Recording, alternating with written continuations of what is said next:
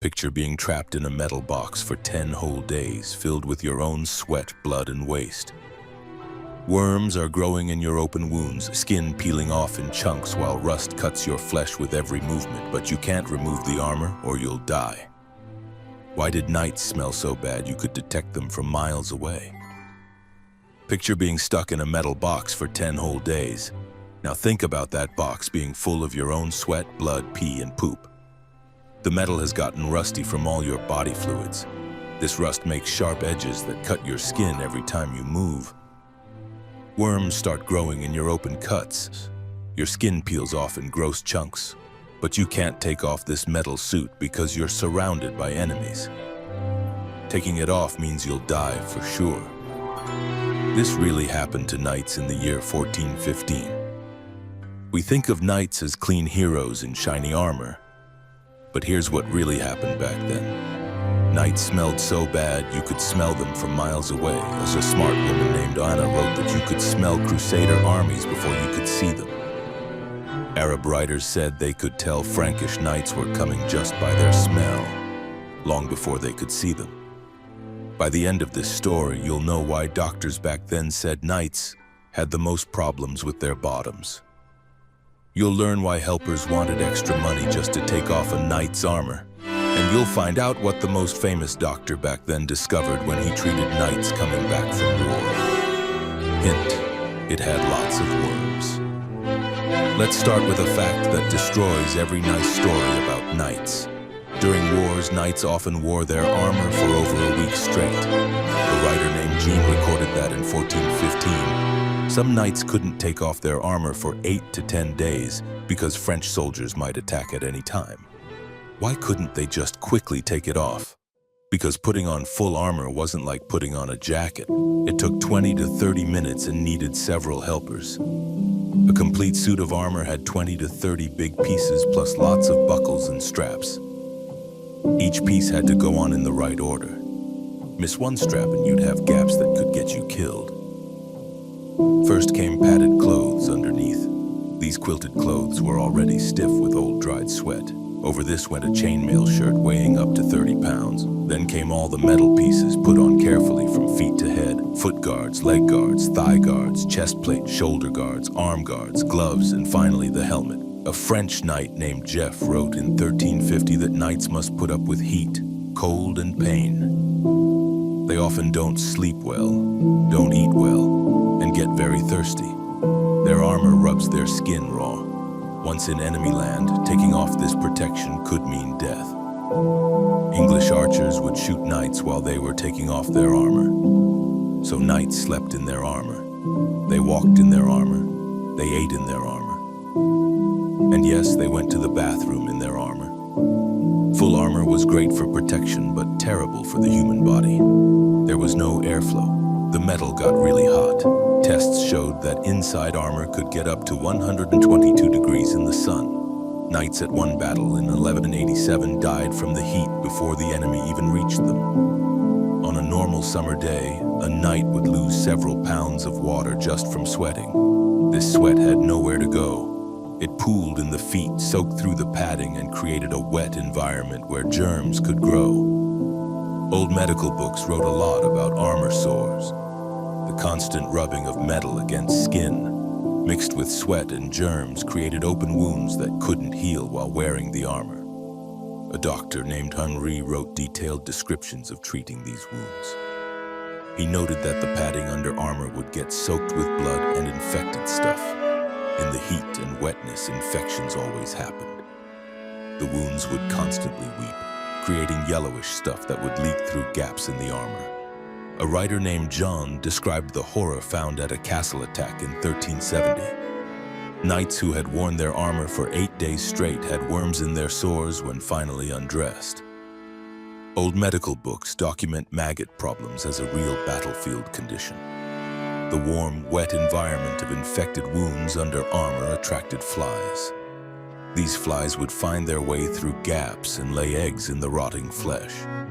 Some old doctors actually thought this was good because the maggots only ate dead skin and might prevent worse infections. One doctor wrote that he had seen white worms numbering in the dozens removed from just one wound. Going to the bathroom presents maybe the most disgusting part of wearing armor for a long time. Knights couldn't take off their armor to go during active wars. While armor sometimes had removable parts for peeing, pooping was another problem entirely. Historical accounts confirm that knights would indeed mess themselves inside their armor when they had to. The waste would run down their legs and collect in their foot armor. Modern study of old armor still kept in museums shows clear damage patterns at the joints. This is scientific proof of urine damage. The acidic pee would react with the metal, making it rust from the inside. This rust would create rough, sharp edges that would cut the skin with every step. An armor seller in 1485 wrote that used armor often showed damage to the metal at the joints from the night's water. The reality of severe diarrhea made everything much worse. During the 1415 campaign, King Henry V lost more men to sickness than to French weapons. English records show 5,000 deaths from disease versus only 112 in battle. Knights having severe stomach problems while trapped in armor faced a nightmare situation. The combination of losing water from diarrhea and not being able to clean themselves properly created a deadly cycle. The acidic waste would cause severe chemical burns on already damaged skin. Cleanliness back then was already bad, but war conditions made everything worse. The padding under armor never fully dried. Study of old cloth from a 1461 battle showed that soldiers had over 1,000 lice per person based on preserved fabric. Every knight had lice. The lice would multiply fast in the warm, wet environment of armor padding, laying eggs in every fold. But lice were just the beginning. Fleas did just as well, and their bites would get infected in the dirty conditions. The real horror was what old doctors called death of the feet, what we now know as trench foot. One surgeon wrote about treating knights whose feet had turned black from poor blood flow and developed gangrene after wearing armor too long. The constantly wet environment inside foot armor caused skin to get waterlogged and peel away. In bad cases documented by old doctors, cutting off the foot was needed. People back then described the smell of campaign knights in vivid detail. A Byzantine princess wrote that Crusader armies had a particular smell that came before them. Arab writers during the Crusades noted that Frankish knights could be detected by smell from far away. The smell was so unique that experienced soldiers could guess how long a knight had been in armor just by the odor. The combination of sweat, infected wounds, human waste, and rotting flesh created a unique battlefield perfume that announced a knight's presence long before he could be seen. This stench had real war implications. Horses were documented to become upset by the smell of long campaigning knights.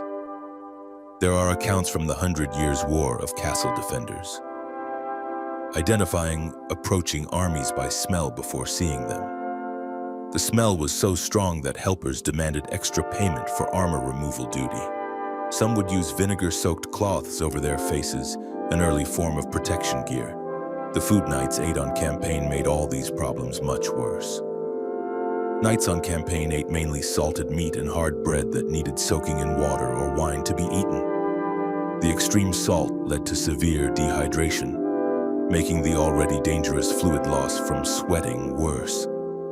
The lack of fresh vegetables and fiber caused chronic stomach problems. Old doctors documented the prevalence of hard bellies, severe constipation alternating with explosive diarrhea among campaigning knights. When the time finally came to remove the armor, it was truly traumatic. A knight's helper recorded the process after a castle attack in 1429. The padded shirt had to be cut away in pieces, having stuck to infected skin through a combination of dried blood, pus, and sweat. The metal parts were often stuck to the body with dried fluids and had to be carefully worked loose. The smell released when the chest plate was removed was so intense that helpers needed strong stomachs and stronger wine. Old medical books describe what lay beneath in clinical detail. One doctor wrote of skin that looked as white as a dead body from the river, waterlogged and soggy. Open sores covered much of the body. Fungal infections created what he described as white fur on the skin. The feet were always the worst affected, swollen with skin peeling away in sheets, and in severe cases blackened toes showing gangrene. The documented treatments were almost as horrible as the conditions. Wounds washed with boiling wine, burning with hot irons, and mercury-based creams that caused additional chemical burns. Yet despite all this documented horror, knights continued to wear armor.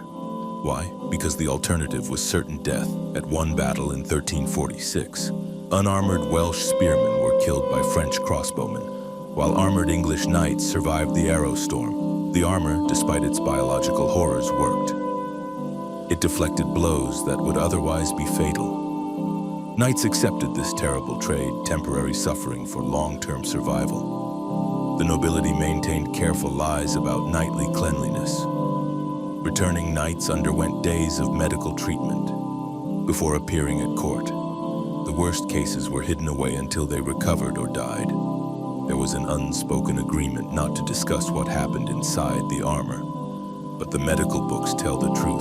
One doctor noted that the knight's most common problem was inflamed hemorrhoids from sitting in armor. He prescribed a mixture of egg whites and rose oil applied while still wearing the armor. This biological reality had major war implications. Military commanders had to factor in the physical breakdown of their armored forces. After 2 weeks in continuous armor, fighting ability dropped dramatically. The Battle of Agincourt was partially won because the French knights had been chasing the English for weeks and were weakened by disease and exhaustion when they finally fought.